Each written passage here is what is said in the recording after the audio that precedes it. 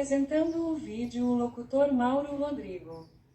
Fala pessoal, Mauro Rodrigo aqui de novo para mais um vídeo do nosso canal.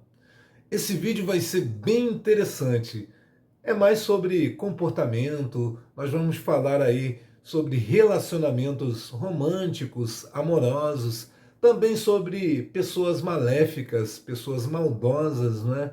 Coisas da vida, coisas que acontecem na vida. Eu espero que vocês gostem do nosso vídeo de hoje. Assiste aí. 10 coisas que homens e mulheres fazem que destroem o romance no casamento. 1.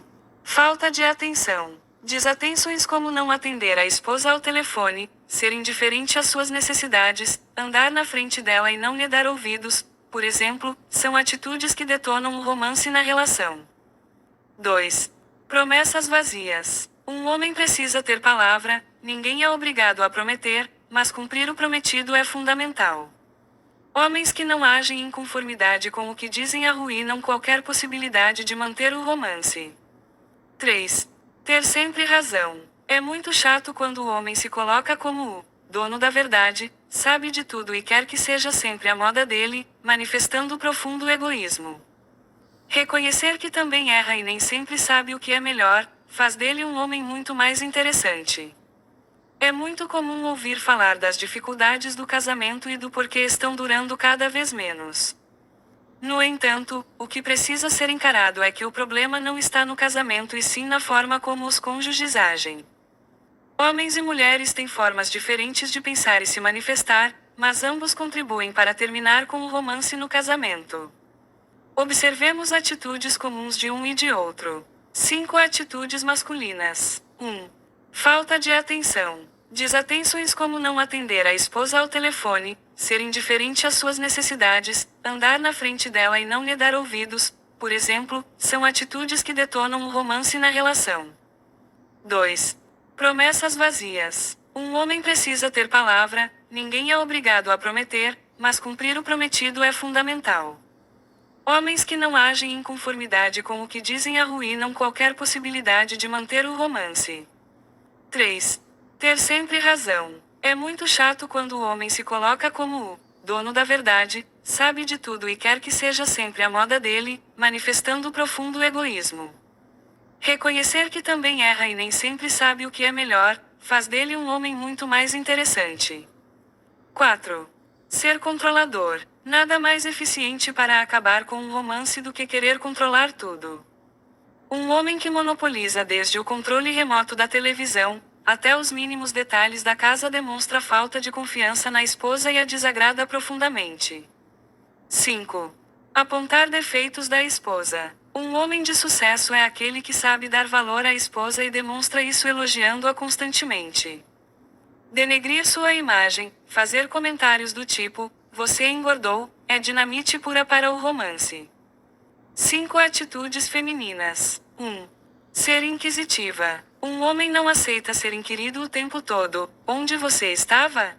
O que fez? Por que fez? Com quem estava falando? Isso é muito desmotivador. Mulheres que demonstram desconfiança contínua contribuem para pôr fim ao romance no casamento. 2. Não dar trégua. Mulheres emocionalmente dependentes de seus maridos não lhes dão paz, são muito apegadas e querem que seus maridos participem de tudo na sua vida, assim como querem participar de tudo na deles. Tornam-se chatas e desinteressantes. Claro que num casamento é preciso cultivar o companheirismo, mas há que se respeitar também a individualidade de cada um. 3. Ser rancorosa. Não se esquecem de nada, cultivam mágoas que são expostas a cada nova discussão ou oportunidade. Estão sempre apontando o passado e acusando seus parceiros, tornam-se irritantes, discutindo sempre a relação e repetindo as mesmas coisas. Não há homem que suporte por muito tempo. 4. Ter ciúme de tudo e todos. Homens não têm muita paciência com mulheres pegajosas, isso os deixa muito nervosos. Quando o ciúme é justificado por alguma atitude deles, costumam ficar bravos, a reação é do tipo, fui pego no flagra. Pior ainda quando o ciúme não se justifica, então eles ficam frustrados, chateados e inclinados a dar sentido à desconfiança da esposa. 5. Desmerecer o marido. Reclamar o tempo todo, evidenciando o que não gosta no esposo provoca uma reação muito prejudicial à autoestima dele. Ele se torna carente e se sente incompreendido. Mulheres que falam mal de seus maridos e denigrem sua imagem estão cavando um abismo no casamento. Assim, antes de culpar a intimidade como a grande vilã do casamento, mais proveitoso seria que homens e mulheres buscassem analisar melhor a forma como conduzem seus casamentos. Esse áudio que vocês escutaram aí são de pessoas especialistas em quesito relacionamentos. São pessoas que estudaram para isso, têm em livros de psicologia com relação à conduta das pessoas, a forma das pessoas conduzirem suas vidas, seus atos, suas atitudes. Então aí vocês viram 10 coisas que homens e mulheres fazem que podem destruir o romance em um relacionamento. Quando você tem um relacionamento e você destrói essa coisa do romance, essa coisa do carinho, da confidência, da união, dessa amizade que tem entre um casal, quando você destrói isso, o que acontece? Você acaba abrindo espaço para outras pessoas. No caso das mulheres, abre espaço para o envolvimento emocional com outras pessoas. E no caso do homem, ele já parte para bateção de virilha com outras mulheres. Aquela coisa do desejo. Vocês querem ver uma coisa? Eu sou muito observador, sempre fui. E às vezes eu converso com pessoas de igreja, por exemplo. Eu já vi homens de igreja que são casados e eu observando quando passava alguma garota muito bonita e esses caras falando, você percebia o olhar que eles tinham de desejo para outras mulheres, mesmo que na conversa estavam falando sobre a esposa. Eu sempre percebi muito isso. E eu sou um tipo de pessoa que, mesmo eu estando solteiro, mesmo eu tendo a possibilidade de ficar admirando outras mulheres, eu nunca tive esse costume. Porque eu não sei se a mulher é comprometida e eu, mesmo sendo solteiro, eu não posso ficar desejando mulheres comprometidas. Mas eu não sou religioso, eu não tenho religião. Quem tem deveria ser mais correto do que eu. E não é, e não são, na maioria das vezes. Então, esse tipo de atitude que um homem que deveria ser correto tem, ele vai minar o casamento dele, não para o lado da esposa, porque ela pode nem saber das atitudes dele, mas vai minar no interior dele, no íntimo dele. Estão entendendo? Ele vai começar a desejar outras mulheres, vai deixar o mal penetrar nele. Estão entendendo? É um negócio que eu falo para as pessoas que têm fé. Eu digo o seguinte: não adianta você achar que você é mais forte que os anjos caídos. A maioria das pessoas, elas acham que elas são fortes o suficiente de enfrentar o pecado e acham que vão superar, vão conseguir resistir. Na maioria das vezes, não resistem. Porque o segredo não está em enfrentar o pecado. O segredo está em evitar o pecado. E quando as pessoas agem dessa forma, e eu dei esse exemplo de homens, mas também tem de mulheres na mesma situação, admirando outros homens, ou no caso dos dois, de conversinhas fiadas no trabalho, na internet. Estão entendendo o que eu estou falando? Então, quando você dá oportunidade, eu brinco dizendo, se você deu oportunidade para o azar, vai ter azar. É porque você deu a oportunidade. Então, tudo isso mina qualquer relacionamento. Pode minar diretamente para outra pessoa, que vai saber das suas atitudes, ou pode minar no seu íntimo, no seu interior, fazendo você duvidar desse relacionamento que você vive. Então, você mesmo acaba destruindo. Os relacionamentos são destruídos pelas pessoas envolvidas.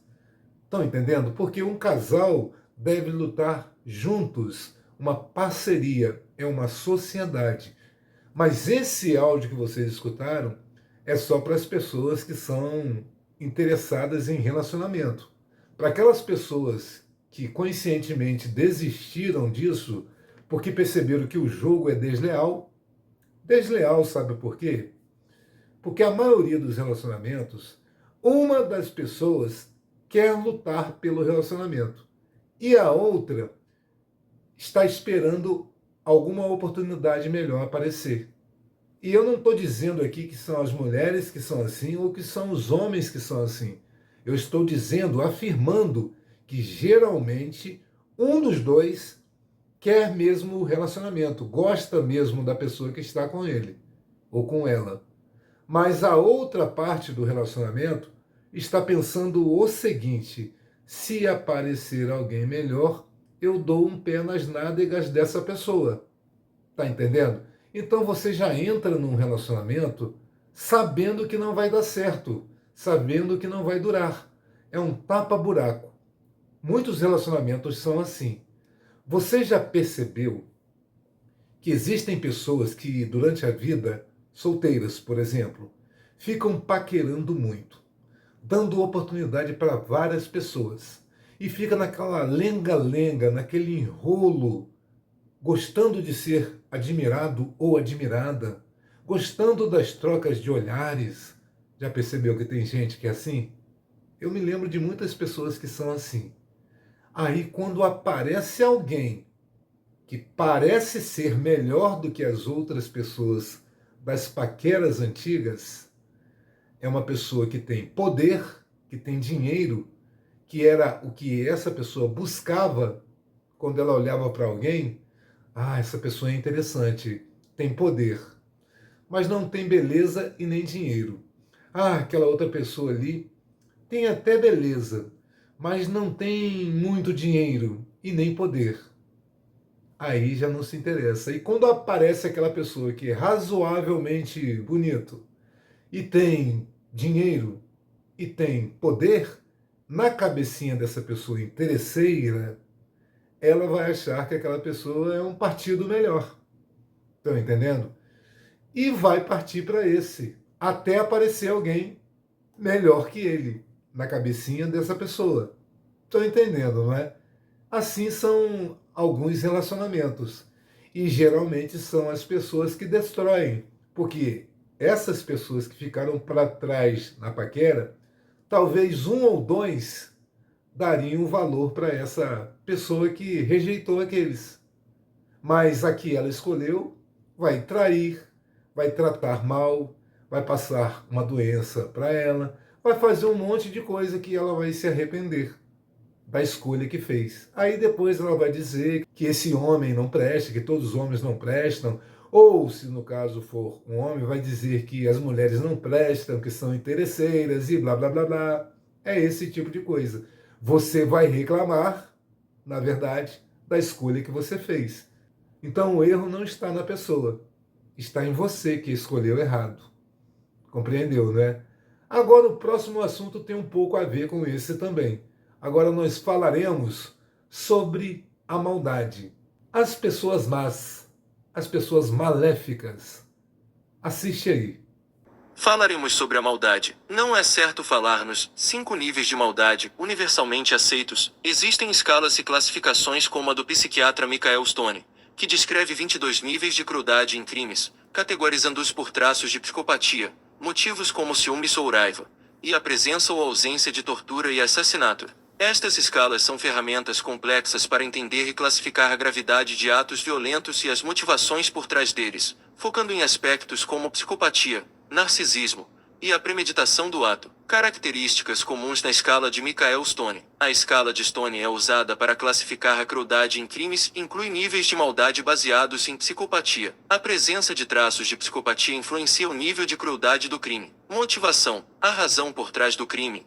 Ciúmes, raiva, benefício próprio, é um fator-chave: natureza do ato, a presença ou ausência de tortura, estupro, e a forma como o assassinato é cometido, e sem acessos de fúria, premeditado, são importantes. Violência e violência múltipla. A escala diferencia entre atos únicos e múltiplos, bem como o nível de violência infligido. Exemplos de níveis na escala de Stone. Não são 5 níveis, mas exemplo. Níveis mais baixos, crimes passais, raiva reprimida, ciúmes. Níveis intermediários, psicopatas que matam para benefício próprio ou quando encurralado. E crimes de conveniência. Níveis mais altos, assassinatos com tortura, violência sexual, terrorismo e múltiplos assassinatos. É importante notar que a maldade não é necessariamente inata, podendo ser resultado de traumas, ambiente e transtornos mentais, de acordo com o. As pessoas costumam achar que as pessoas maléficas geralmente são aquelas pessoas que cometem algum crime. Eu sei, pela minha vivência, que existem pessoas que cometem crime por alguma coisa assim bondosa, digamos assim. Alguém entra em sua casa para fazer mal à sua família ou contra você mesmo e você vai usar da legítima defesa e vai acabar cometendo um crime.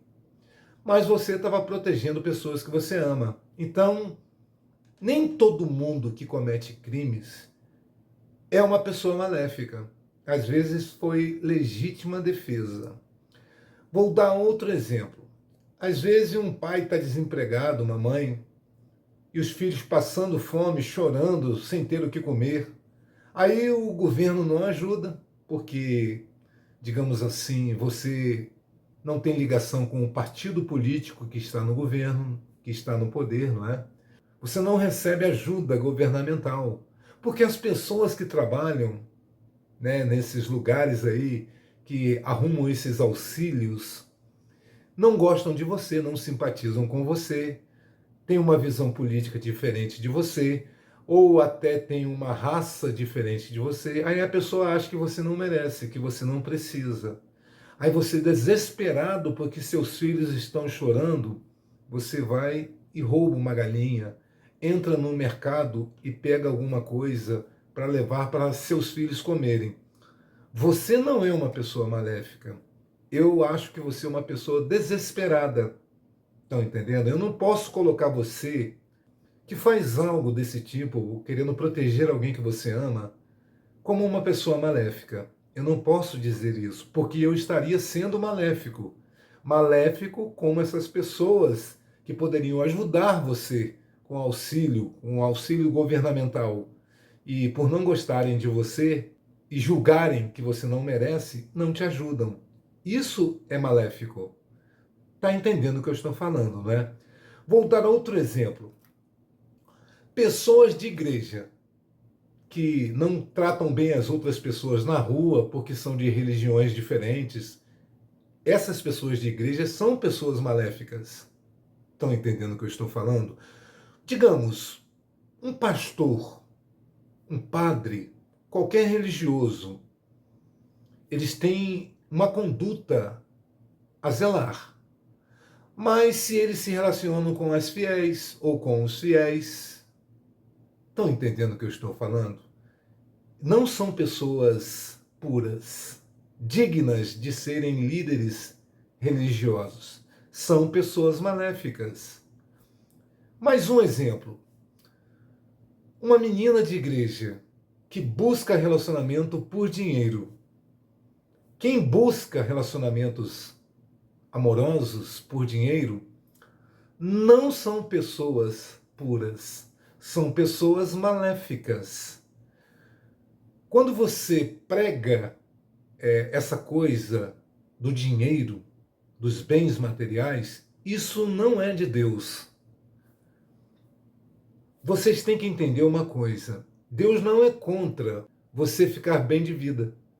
O que está nas Escrituras, tá, gente? Porque, pessoalmente, eu não conheço Deus. Mas nas Escrituras dizem que você tem que lutar e merecer. Você tem que correr atrás daquilo que você quer, dos bens que você quer, mas você tem que merecer. Mas você vê pessoas de igreja correndo atrás de dinheiro, se vendendo. o nome disso é prostituição. Você é um produto, está se prostituindo. Estão entendendo? Isto não é digno, isto não é puro. Então, é uma pessoa maléfica, é do mal. Comportamentos maléficos. Estão entendendo? Esses textos aí não foram organizados por mim, não, tá, gente? São textos de pessoas que são especialistas neste tipo de assunto, em comportamentos. Isso aqui estamos falando em pessoas maléficas, pessoas malignas. Não só os psicopatas, os narcisistas, os invejosos, os mentirosos, os criminosos. Tem muitos outros tipos de coisas maléficas, como o interesse financeiro, por exemplo. Ou quando você machuca pessoas inocentes, pessoas que não merecem sofrer e você causa sofrimento a outras pessoas, você não se coloca no lugar de outras pessoas, você é uma pessoa maléfica.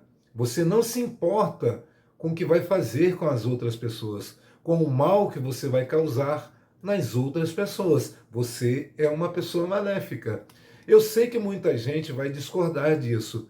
Pode discordar, porque todo mundo tem uma opinião. Isso é um direito que cada um tem. Agora, venhamos e convenhamos.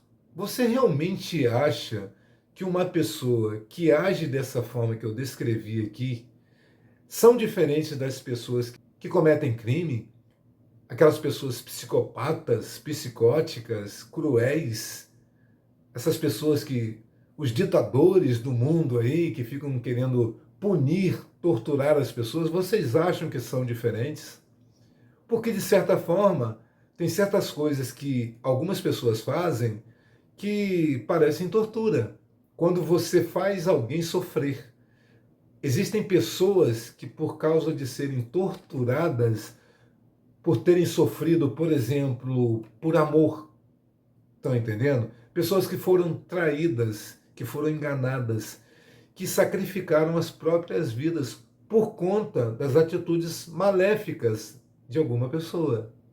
Aí vocês acham que essas pessoas que fazem o mal são diferentes das pessoas consideradas criminosas ou pecadoras? Porque essas pessoas que fazem o mal não acham que estão pecando, mas é pecado também. Isso está nas Escrituras. E o que me assusta mais ainda é o seguinte: pessoas religiosas, de qualquer religião, tá, gente? Não estou dizendo de uma específica, de todas. Pessoas que se dizem religiosas e cometem maldades desse tipo, pessoas que são interesseiras, que fazem de tudo por dinheiro, essas pessoas às vezes são piores que os criminosos, às vezes são piores que os psicopatas. Eu até acredito que tenha um grau de psicopatia. Não é possível. Porque se escondem dentro de igrejas e religiões fingindo ser pessoas boas, pessoas dignas, mas as atitudes provam o contrário. Estão entendendo, não é? No próximo assunto aqui, o título é o seguinte: rejeição ou decepção destrói uma pessoa? Eu já vou explicar aqui agora de cara para vocês. É claro que depois eu vou fazer alguns outros comentários, não é? Bom, algumas pessoas são destruídas sim. Algumas perdem até a vida por causa de rejeição ou por causa de decepção. No texto que vocês vão ouvir aí, que vai estar em áudio, foi dito que não destrói não. Não, não é bem assim. Eu discordo. Eu creio que depende da pessoa. Existem pessoas que não vão ser destruídas, mas podem modificar a tal ponto como se a pessoa tivesse morrido e nasceu outra pessoa no lugar. A mudança vai ser tão drástica que a pessoa vai parecer ser outra pessoa. Estão entendendo? Aí fica parecendo que a pessoa acabou morrendo, não é? Porque nasceu uma nova pessoa. A pessoa muda. E isso no caso das duas situações, tá, gente? Rejeição, você ser rejeitado, não é? alguém não gostar de você, não te amar como você ama, não é? Isso é muito triste, não é? Destrói mesmo, em alguns casos. Em alguns casos educa, em alguns casos transforma, faz a pessoa se tornar um safadão, não é? De não querer mais saber de amor, de relacionamentos, né? Faz a pessoa ficar cruel, né? Condena a alma da pessoa. Quer dizer, aquela pessoa que rejeitou causou mal na vida da outra pessoa, né? Transformou a outra pessoa em alguém ruim, mas foi por causa da atitude maléfica daquela outra pessoa.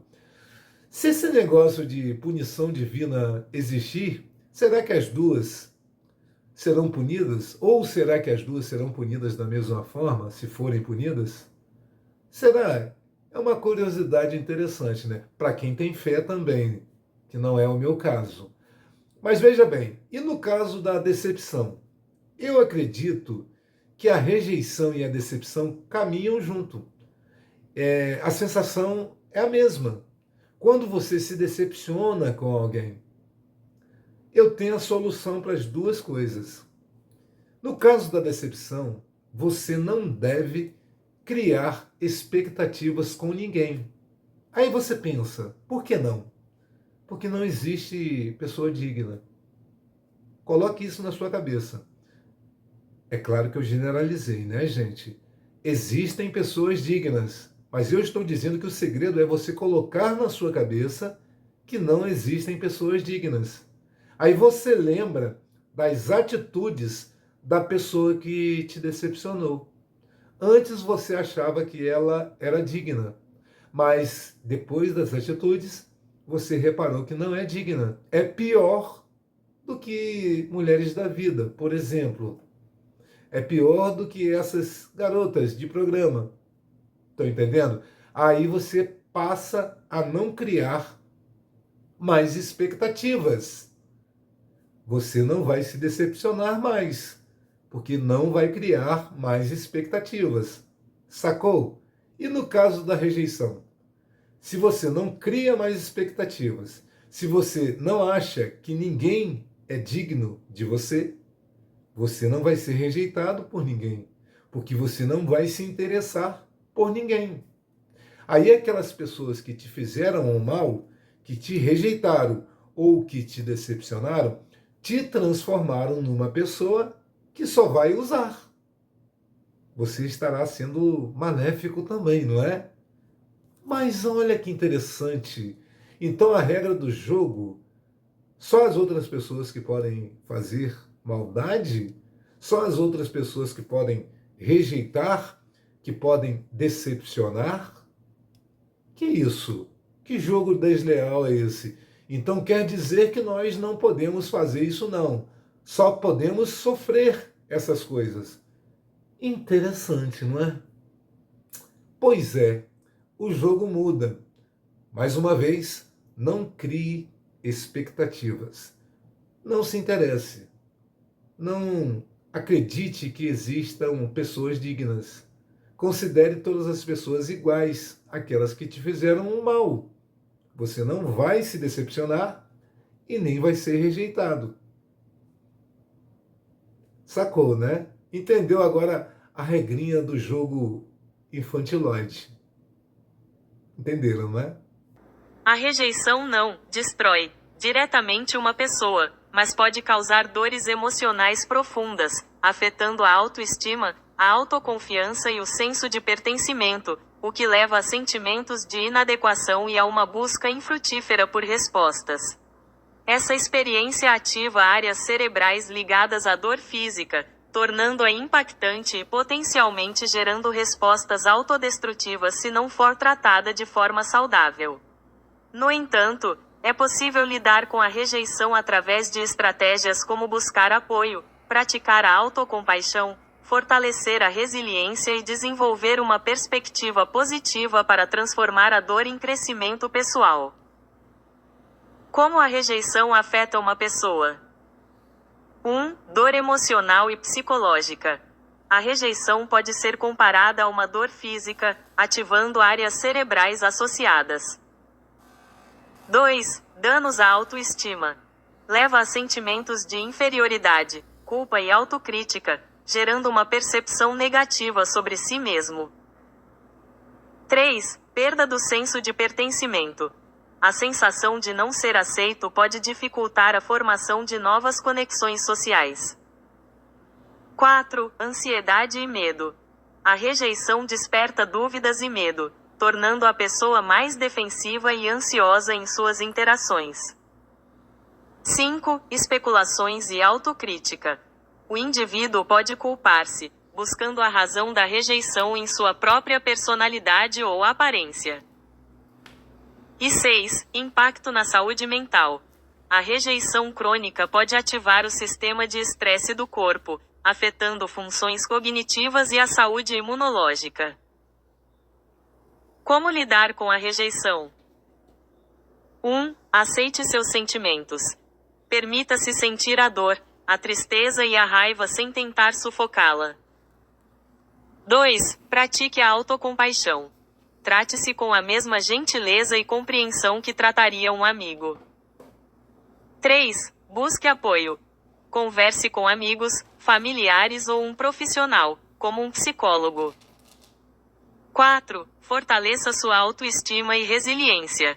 Dedique-se a atividades que gosta, desenvolva novas habilidades e cuide da sua saúde física e mental. 5. Desenvolva uma nova perspectiva. A rejeição pode ser vista como uma oportunidade de autoconhecimento e crescimento pessoal, não um fim. E 6. Foco no controle do presente. Concentre sua energia em pensamentos e ações que você pode controlar, em vez de se prender ao passado.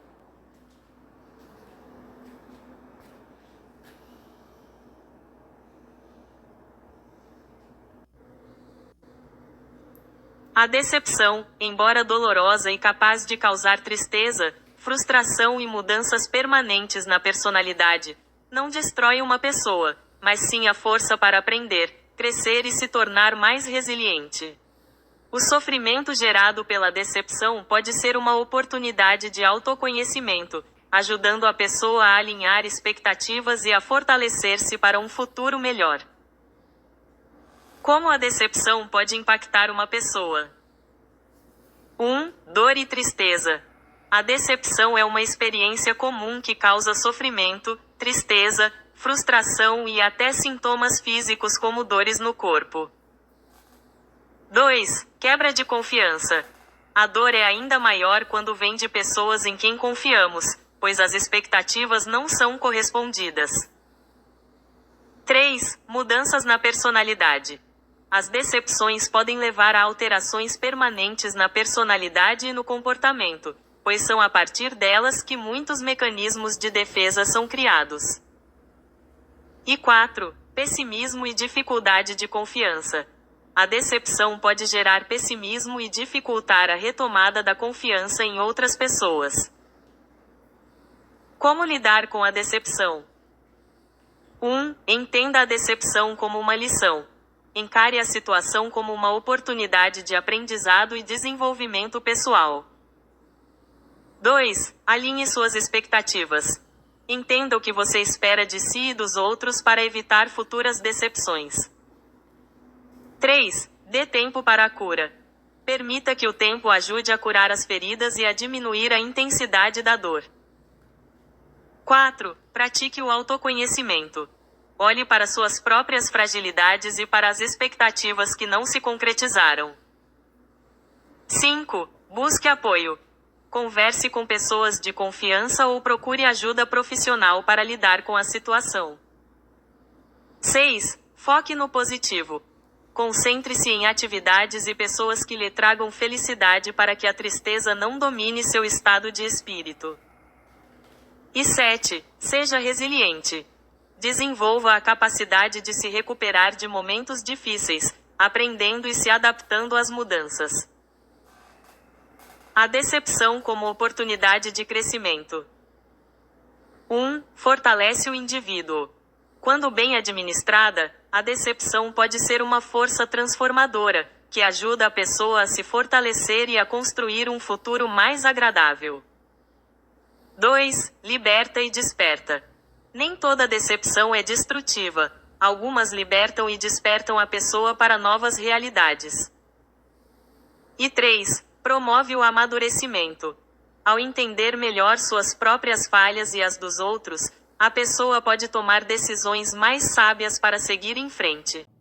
Uma pessoa que rejeitou alguém ou uma pessoa que decepcionou alguém tem a mesma força de uma pessoa que traiu alguém. Estão entendendo? Conta o pecado do adultério. Você não sabia disso? É isso. E eu estou falando, no caso da rejeição, quando havia uma troca. Agora, você rejeitar uma pessoa que não faz o seu tipo e que você nunca deu esperanças a essa pessoa, essa rejeição não é pecado. Você não é obrigado a ficar com ninguém forçado. Mas eu estou dizendo quando você tinha uma troca, tá entendendo? Quando você paquerava, correspondia àquela paquera. Nesse caso, tem o mesmo sentido de traição, de adultério, que é um dos 10 mandamentos. Não adulterarás. Estão entendendo, não é? E a decepção tem também relação com isso também. Dependendo da decepção, é claro. No caso da traição, é uma decepção. Você causa decepção em alguém. É uma forma de trair, quando você decepciona alguém, porque a pessoa criou expectativas com relação a você. E você traiu essas expectativas. É adultério. Estão entendendo, né? Na verdade, quando você rejeita alguém ou quando você decepciona alguém, você acaba matando essa pessoa. Fisicamente, às vezes, ou apenas ilustrativamente, fantasiosamente. Como eu disse, você pode fazer com que a pessoa mude completamente a vida dela, mude o comportamento dela. Pode ser que você tenha transformado essa pessoa em um monstro, pelo que você fez, pela maldade que você fez com essa pessoa. Fácil de entender isso, não é verdade? É muito bom passar para vocês essas informações de especialistas no assunto, né? Essa coisa aí de comportamento, essa coisa de relacionamento. Quando você observa, para, pensa, reflete, imagina, nossa, como o mundo está bagunçado, não é? Como as pessoas pensam só em si, como as pessoas pensam tanto em dinheiro, né? Fazem de tudo por dinheiro. As coisas que são importantes realmente em se tratando de amizade, de relacionamento, as coisas importantes as pessoas não valorizam mais, não tem importância. Quando uma pessoa mostra que é fiel, que é romântica, que é correta, é uma pessoa direita, de bom coração, fiel, essas pessoas costumam não ser valorizadas. Tem que ter muito dinheiro, ou muita beleza, ou muito poder. Se não tiver essas coisas, as qualidades que antigamente eram importantes perdem o valor, porque a pessoa não tem dinheiro, ou não tem beleza, ou não tem poder. Ainda bem que a inteligência é para poucos. Ainda bem que aquelas pessoas que são inteligentes e se deram conta sobre a dignidade das pessoas, que hoje em dia é algo raro, está em extinção, a pessoa ser digna de fato, realmente, sem fingimento, sem atuação, sem teatro. Ainda bem que as pessoas inteligentes logo percebem isso. Ainda bem, porque poderia ser pior, não é? Bom, pessoal, e esse foi o nosso vídeo de hoje. Espero que você tenha gostado ou não, mas se puder, curta, compartilhe e inscreva-se para ajudar o nosso canal, tá certo, gente? E até o próximo vídeo. Tchau, tchau.